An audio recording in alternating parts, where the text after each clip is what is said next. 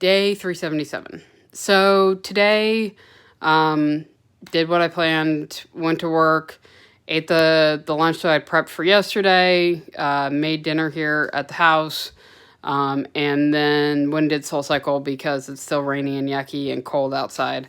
Tomorrow it's not supposed to be as cold and possibly some sun in the afternoon. So I will be doing that. And I am also going to be going to a doctor for the first time in a long time.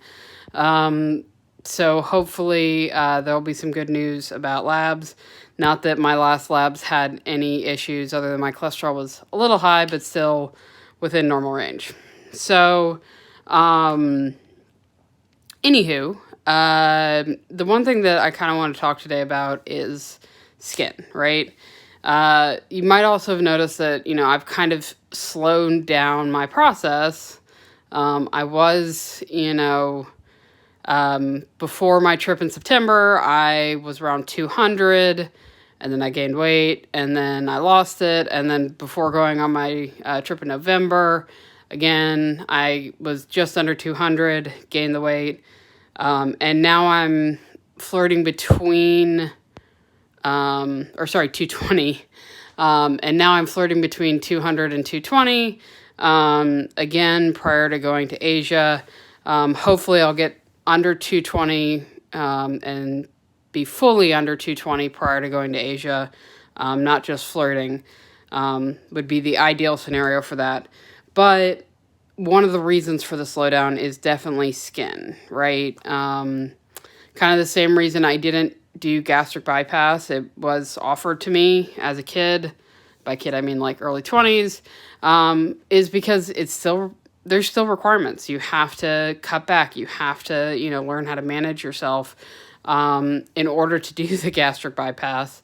And even then, right, most people rebound because, they don't really change their habits. They just modify them enough to do the surgery, and then over time don't fix themselves. So same thing with the skin, right? I know what needs to happen. It's time.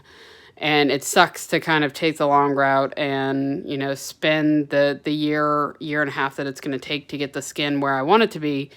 But that is what I'm focusing on in order to get to the body that I want, because I don't want to, rush down, get there in 6 months, a year, and not be happy with the body that I'm in. And then have to go spend another 6 months doing surgery, and then, there could be complications or things like that. So, little places to mention, and I kind of want to show you what it looks like.